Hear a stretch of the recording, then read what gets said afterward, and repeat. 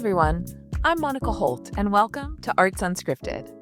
If you've been listening for a while, you'll know that we've recently changed our name, formerly See Eye to Eye. We're entering a new chapter, but the podcast remains a place to connect with community and learn from each other through conversations about the arts and our shared futures. Today, I'm talking with Jacob Jonas, choreographer, filmmaker, entrepreneur, and someone who will make you rethink where dance belongs and who it's for. Jacob grew up performing on the Venice Beach boardwalk, learning that audiences don't owe you their attention. You have to earn it every single time. That lesson has shaped everything from his company's self-producing model in non-traditional spaces to the 45-film global series he built during the pandemic. Jacob is also one of the clearest voices I've heard on the sustainability crisis quietly unfolding inside arts organizations. He has a concrete point of view about what needs to change. This is a conversation about creativity, resilience, and what it means to keep building when the field is shifting underneath your feet. Let's get into it.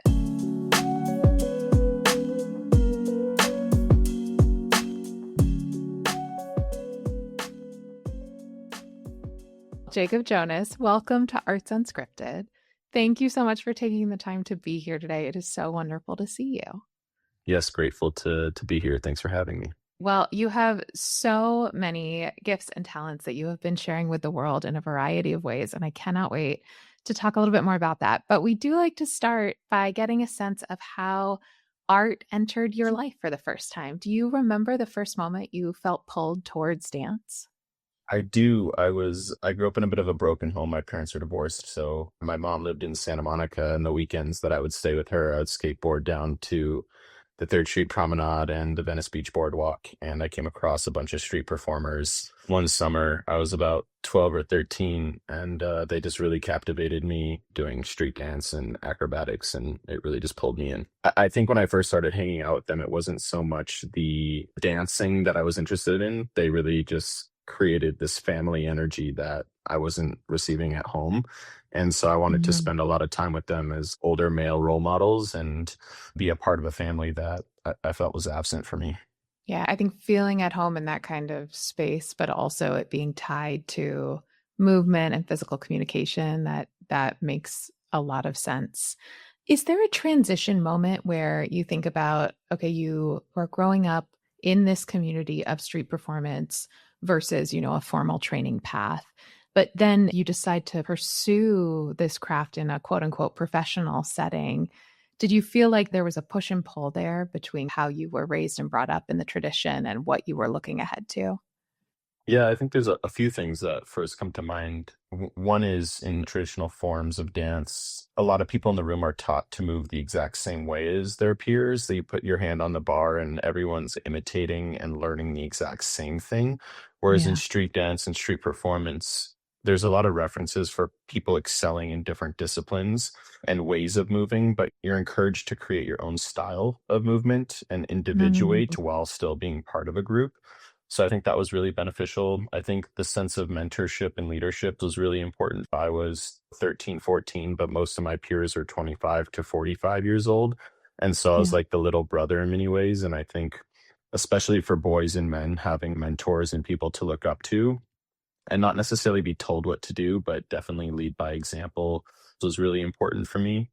And I think economically, I was watching this group make money every day. And then eventually, when I got good enough, I started getting paid. Whereas in a studio environment, you're paying the teacher to teach you how to do something. So I actually started street performing and then I was given a scholarship to a dance studio. And I was shocked that all these kids were paying to go compete as opposed to Yeah. getting paid. And so my relationship to money and performance was also unique at a very young age, watching a large group of tourists and everyday people put money in the bucket metaphorically and have a whole script in the street show that encouraged people to donate to us in real time as opposed to paying for the education. So those are some things that first come to mind. It's also so interesting to think about that immediacy then of the education you experienced about the meaning and importance of audiences as part of the craft, as opposed to as a byproduct or an afterthought. When you're starting out by being there directly with the people who are watching and participating versus being in a studio for the majority of the time without any sort of audience, does that change the way you think about the bridge between the performance and who it's reaching or impacting? Yeah, a lot of people have been very straightforward with me that my work is very athletic and can be perceived as challenging. I think one of the things that inspired me initially was the explosivity that street performers have. The show is so short, and you have to do backflips and front flips and head spins so the audience doesn't walk away. You have to retain them there because they're standing on the street. And then you ask for the money at the end compared to high art or concert dance. Most people, they pay for their ticket and then they sit in a seat and watch the whole show, whether they like it or not. They kind of Right. make that commitment up front. Whereas with street performing, you really have to put it all out there every single time so that the patron or the audience member doesn't walk away. There's a good lesson in there for a lot of us, I think, who are thinking about that strategically. Can you walk me through a little bit how we go from the scholarship that you mentioned and some of that formal training to your founding of Jacob Jonas, the company in 2014? Yeah, so I was street performing around 13, and then 14, 15, I was in a recreational dance company at my high school. And then one of the owners of a local competitive studio gave me a scholarship there. And I was teaching hip hop and break dancing in exchange for learning more classical forms of dance. Around 17, 18, I started toying with choreography. There were some guest teachers that I was inspired by. And around that same time, I started learning improvisation and more emotional expressions of dance. So it's cool to find some more of those releases. And I just started experimenting with choreography.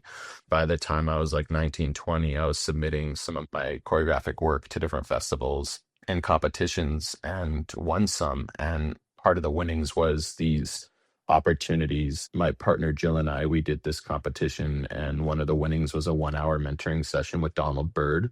And that Oh turned my into gosh. like a 3 month opportunity in Seattle where he invited us up. And I started to learn a lot about choreographic tools and compositions, but also he let me sit in on administrative meetings and a board meeting. So I got to learn a lot about nonprofit and nonprofit infrastructure. I always wanted to start a company. I definitely didn't think I would do it so young, but this opportunity just Yeah. presented itself at the time that it did. And because I'd learned some stuff from Donald and always had a curiosity about business, it felt like that was just like the right moment to start. That makes so much sense. And I'm so glad that you mentioned Donald as part of this unofficial mentorship, but really taking under the wing from the business perspective. Because I think maybe we don't value or think about that enough when we're thinking about artistic mentorship, having it be so focused on the artist experience and creative development, but the business development side being absolutely critical. Were there things that you learned in kind of the early days of forming your company or with Donald's voice in your head about fundraising or operations or entrepreneurship generally? Were there things that have really stuck with you and shaped how you work in that space today? Yeah, I think one of the things Donald really helped me with was when you start a company, especially a nonprofit arts company, it takes 5 years to like prove your concept in a way. And so he was really saying, if this is something you want to do, don't let money, don't let anything else get in the way. Just be persistent and make good work. Those words have stuck to me today. So long as you make work and you're able to build an audience, and everything else should come in place after that. Mm, that's so well put. I imagine as a young leader in the space too, you are developing something while simultaneously developing your own style of leadership and business management, which I think is super compelling, especially coming from someone with so much artistic impulse as well, obviously. I can't help but be curious that you were launching the company at a time when Instagram was also beginning to shape that connection between artist and audience, that presentation, that branding, all of those pieces. How were you thinking at the time about using digital platforms? Because it seems like maybe you saw something in them that others maybe missed at that moment. Yeah, I've always really cared a lot about marketing. I always saw the importance of telling the story and promoting the work. For me, I was very young and Instagram was just taking off, and a lot of the traditional forms of marketing was buying ads in the New York Times or the LA Times or the subway stations. And I had seen this grassroots campaign that was growing online, and Instagram as a company was really really interested in community. They had this weekend hashtag project that would encourage their whole community to be very creative, and so they'd give you a task, and whoever did the best task, they would feature it on their platform, and that's how you would build an audience. They started a initiative called the Worldwide Instameet Initiative, where they would host Mm. meetups of other photographers in big cities around the world, in Shanghai, Dubai, Berlin, etc. And so these meetups were this like really profound way for photographers to get to know Mm. who everybody was. So then I had this idea inspired by a friend of mine named Dave Krugman to start an Instameet called Cameras and Dancers. And that was the launch pad essentially for not just creating my own work, but this all ships rise mentality of collaborating with other dance companies and creating visibility for them online too. Yeah, there's something really beautiful about taking that approach in a space where folks are less familiar. This all brings us to Films.Dance, which is, I think, probably your largest scale project to date. Will you talk a little bit about the journey to Films.Dance and when the first idea emerged? Did you see it fully realized in your head, what it could become, or was it more experimentation and a test and iteration process? Yeah, well, when the pandemic first started, a lot of leaders within the community in New York and LA and also internationally came to me because I became like the social media guy. A lot of these leaders, I think, were a bit confused when the curtain came down and the theaters closed. They were like, how do we stay visible? And I kind of started leading a lot of conversations and coalitions because I had this whole history with cameras and dancers. We'd produced 60 events partnering with large architectural firms, dance companies, people like New York City Ballet and Paul Taylor, Pilobolus, Royal Danish Ballet and Copenhagen, the Met, the Whitney, etc. And so we had had this wide net of collaborators and partners over the course of 5 years that we had built and cultivated. And after doing concert dance and some of this photography and social media work for about 5 years, we started to get commissioned by commercial artists and brands and different campaigns. So we started to get into the commercial realm pretty deeply and producing our own projects in house. So we learned a lot Sure. about production. With all these relationships in this moment during the pandemic, we were like, let's start a film series to keep Yeah. this medium going. And after a few conversations with some friends, we built this committee of about 8 people, some circus artists, some ballet dancers, some street dancers, a pretty diverse group of movers. And yeah, we set out to make 15 films initially. And I'd called Thor Steingraber at the Soraya in Northridge, who was someone I deeply admired in arts leadership, and asked if he would partner and come on board as like a co-presenter. He was the first theater, and he had also worked with us on Cameras and Dancers. And he said yes. And then from there, we'd called the Harris in Chicago, BAM, Stanford, and the Wallace in Beverly Hills. And 5 of these institutions gathered, and we worked with them to build this whole series so that once the films were done, there was a distribution plan that they could all share these films with their audiences that weren't seeing live shows and create this digital platform that hadn't really existed until we did Films.Dance. Can I ask what the operational side looked like at that time? Because distributing creative work in that way, and you're leading the charge there in a time where folks don't really know what the future holds or what's going on. What was that like from a operation side? Yeah, well, what's beautiful about Instagram is we had built such an interesting fan base of people that weren't just in LA or the States, but there were people all over the world. And so when we decided to do this series, we really wanted to make it global. We really wanted to find these small pockets of the world and find dancers that really excelled in these pockets of the world. And so we made films in China and Nigeria and Brazil and Amsterdam. The creative direction and production was led by me, and then 2 people on my team, Jill Wilson and Emma Rosenzweigbach. We produced it all in house. And then we'd built this committee of 8 people. We would reach out to a dancer and then find a director who was in the same city as the dancer. And then we'd find a composer and a choreographer, and the choreographer would create the composition virtually. And then we'd work with the director's production team to edit it and go all the way from pre-production through post-production, and then create a schedule and a timeline to release it, distribute it, and put it all together. Then we worked in tandem with the theaters to work on publicity, and then we created social assets. So we had like a whole Instagram, YouTube campaign of distribution over the course of 15 weeks because we'd release each film on a weekly basis. It was a pretty large campaign to organize. Absolutely. It takes the full team. But I mean, clearly the video struck a chord because you've released what, 4 more rounds and you're working on the 5th right now. Is that about right? Yeah, we've made 45 films and we're now Incredible. doing another round of It's films. so impressive. And I I'm curious because I think about the films, have all of these locations that feel like characters themselves. As you think about each film and the idea takes shape, how does that creative process work?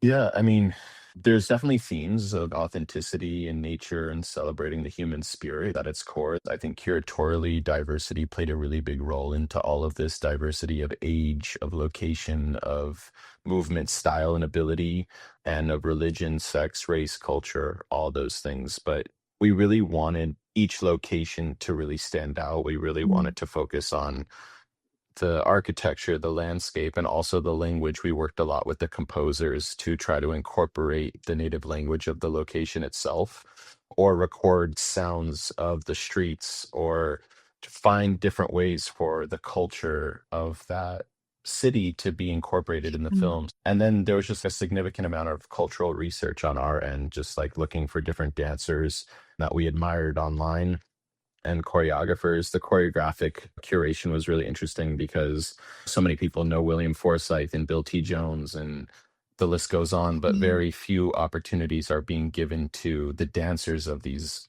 choreographers in these organizations. There's like a lot of red tape in how dance companies are curated and presented these days. Yeah. And so we really wanted to make sure we were giving opportunities to choreographers that might not necessarily be presenting work at the largest scale just yet, but that were the next generation of voices in our field. Hmm. You mentioned some of these kind of institutional constraints that you're recognizing from your vantage point about who has the ability to experiment and try and be in those rooms. What is on your mind in the context of the larger dance field, as it were? There's a lot that's on my mind constantly about the sustainability of the performing arts, the future of the performing arts. It's interesting for me because something I love sharing about my story early on is like I grew up in a broken home. Not that my parents were bad parents by any means, but that I had a custody schedule and I'd go from home to home and home to home. And the reason I love street performing is because it offered me a family. And in a way, that's what the arts does for a community is it offers this third home where everyone can go and belong and have dialogue and feel their self through the work. And I've been reading a lot of articles recently of executive leadership rotating 1 to 3 years. And I think that's a really big problem because what happens is, okay, wait, we have this new executive director. They're going to do such great work. They get fatigued because of the board or because of whatever. And then they leave. And now we have this country of rotating executive directors that are all fatigued and challenged. And very few people are creating systems that are sustainable for 10 to 15 years or 20 years. And so what would be more amazing is if a CEO or an executive director stayed for 10 years and actually built that home so that all the staff and the artist relationships and the audiences that are there aren't getting a new face every 3 years. So I really think we should just look at the performing arts as a whole and figure out how do we change that model? How do we all work together to find the solutions? There's definitely a lot to unpack with what you've just said because while having leaders rotate out every year or two is obviously a sign of instability or unsustainable practice, we also know that organizations can stagnate with leaders who stay too long. So really I think what we're talking about is how do we create opportunity for supported risk taking in executive leadership? I mean, looking at someone like Pharrell Williams taking over Louis Vuitton, it's interesting because you have a younger, disruptive, forward-thinking innovator who's now leading one of the biggest fashion brands. And then you look at the age and the experience of many arts leaders in the performing arts, and there's very few people that are willing to take risks and be as disruptive. I would love to run a big institution one day. I don't know if I would ever be endorsed to do so or if people would trust me with that responsibility, but I think coming in and taking a lot of risk, I think there's a lot of long-term planning in a world that is operating very short term. Say that again. I listened to this podcast. John Mayer was on Rick Rubin's podcast, and he was Huh. talking about how agents and promoters used to do the 12 to 24 months out of touring, but now he's like really working within a 3 month future. And I really loved that. Why aren't the performing arts working in that realm where we're thinking shorter term and a more sustainable term? I think marketing relies so much on buy ads and strategic promotion. And there's still so much accountability on the institution to sell the seats. I think people want more of an exciting experience. And if we stay to traditional models, I don't think there's a lot of opportunity to disrupt the ticket buyer's experience. I'm delighted to hear you talk about this. And I hope that we can actually make some progress, because I do think now is the moment in a lot of ways. And if we're operating from a scarcity mindset and a place of fear, then we're just going to keep doing the same thing that's been done. And we're not actually going to change the future of what the trajectory for our organization or what our field looks like. So, one of the lenses on innovation you're focused on right now is this use of your work as a demonstration of how you can make dance more legible to more audiences. Can you talk about the intersection of your live performance work with your film work as you're thinking about audiences and your own experimentation and risk-taking within your company? Yes, I do a lot of work online. And I do have this film series and cameras and dancers and have built this online portfolio. However, the majority, probably more than 50% of the focus of my nonprofit is live performance work. And one of the things that we did in LA was to create a self-producing model that was sustainable without the endorsement or recognition of any institution, that we present ourselves. And instead of working within traditional theaters, which we do some of for traditional audiences, but the majority of our programming in the past few years has actually been taking over non-traditional spaces like vacant sound stages that Hollywood isn't using as much these days, or outside amphitheaters that sit vacant most of the year, or empty warehouses or commercial real estate, because so much of commercial real estate is sitting empty right now. And we rent Hollywood and cinema lights and create like a really exciting museum like or gallery like environment for audiences to come in, have the autonomy to move around and be able to reposition themselves throughout the physical space, the same way they kind of scroll through Netflix if they don't like a movie. And if it gets a little too overwhelming and intense, they can go outside and have a taco or buy some merch and then come back in. So we've been actually really considering the psychology of the audience's experience, disrupting the psychological model for the ticket buyer. And after having some success, we're noticing that the age range of most of our audiences is only getting younger as we do these experiments. So I've been studying that a lot more and figuring out how do we do that with live experiences through these non-traditional environments. That sounds like a pretty incredible use of how to look at where we meet audiences where they are, and then help them grow and develop their own tastes and their own understanding of the form. What I appreciate about you is that you can have this lens on the whole, on the field, on the community. You also keep tying your very personal experiences to the work that you offer, and the way that creative expression can be coming from a very personal place but have so much resonance. You shared very openly and caringly about your diagnosis with stage 4 lymphoma. But that period, as you've discussed, and I'd love if you'd share a little bit, it led to your book, Cemented Beauty. It led to this beautiful performance piece, Keeping Score. How do you think about that, the drawing from personal to creative? And is it something that you think about, or does it just happen organically as you're experiencing life around you? Yeah, battling cancer was hell, and I also think like a lot of darkness and stuff came up in it. But I also feel like finding creative ways to share some of that darkness and the light and the joy and the pain and all of it with an audience. We recently premiered Keeping Score, this trilogy that was in large part about that and how we all hold pain and trauma within our bodies. It was about this book, The Body Keeps the Score. And the response from the audience was really interesting because it gives this opportunity and a canvas for people to sit with things that are uncomfortable or personal. And some of the feedback I got from both presenters was that the audiences very rarely stay in the lobby for that long after the show. And I just saw this really cool platform for conversation about people talking about their health or their life or their mortality or relationships in a really vulnerable way. Yeah, I mean, I think everything you're talking about resonates, and certainly it's another level of gratitude for all of us to be for artists who can take something personal, painful, but also transform it into something that allows a community to process together, that allows individual people to process together. And so personally, I think there's a lot of thanks for artists who are willing to have that exploration. I'm curious what it felt like to have it be on stage and what that felt like for you. It was challenging. It's a 3-part trilogy. The first part is called Product of Divorce, and it's about life before cancer and why I believe illness manifested in my body was just from a very challenging home environment. The second piece is called Nature Sounds While the Ivy Drips, and it's about war and battling itself. And there's 8 movements that represent like 8 chemotherapy cycles. And the third part is called Restart, and it's about reacclimating back into life after. And then using text at the end of the piece, I say, I never found my resolution in making this work. In fact, I lost myself in doing it.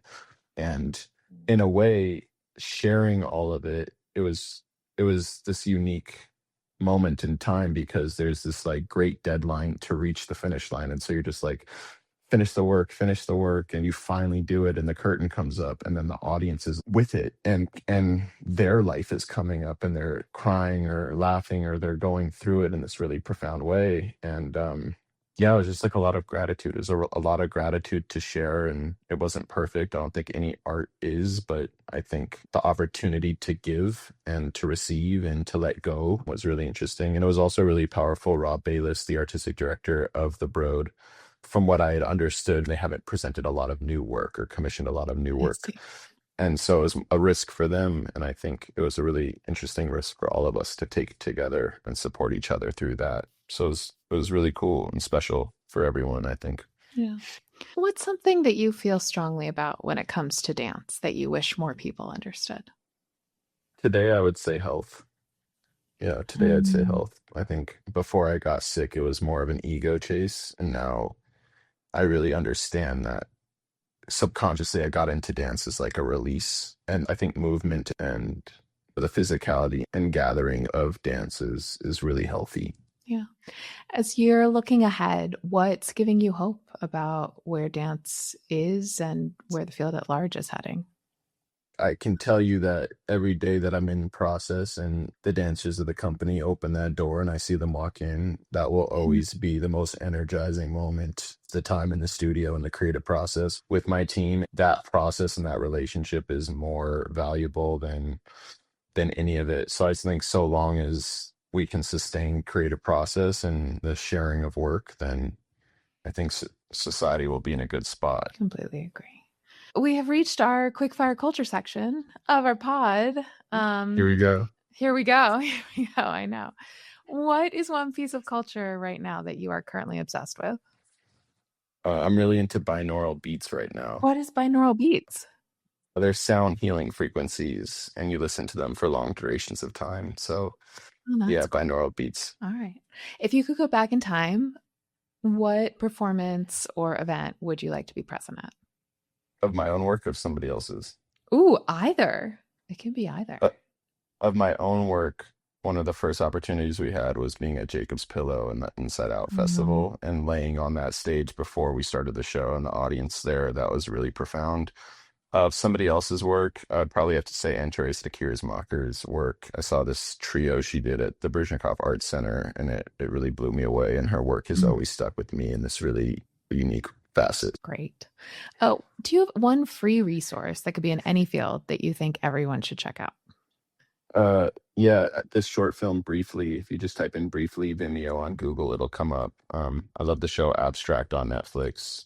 Those are both great. And then our last question is, if you could broadcast one message to executives, staff, artists, boards at thousands of arts organizations today, what would that message be? Interview the teenagers of what they want and listen to them. Great answer. Great answer. Jacob, thank you. I really appreciate your time, your candidness, all of your great ideas. I hope this is the first of many great conversations for the future. Thank you.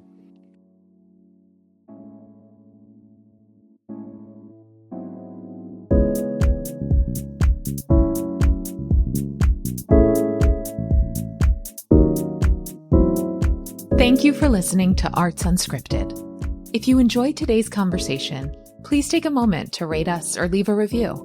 A nice comment goes a long way in helping other people discover the show. And if you haven't already, click the subscribe button wherever you get your podcasts. We've got some great episodes coming your way, and I don't want you to miss them. A huge thanks to our team behind the scenes, including Karen McConerty, Yaye Stem, Stephanie Medina, Jess Barabee, and Rachel Purcell Fountain. Our music is by Who Is Uzo. Don't forget to follow Capacity on Facebook, Instagram, LinkedIn, TikTok, and YouTube for regular content to help you market smarter. You can also sign up for Capacity's newsletter at capacityinteractive.com. And I hope you'll reach out to us and let us know what you think and who you'd like to hear from next on Arts Unscripted. I'm Monica Holt. Thanks for listening.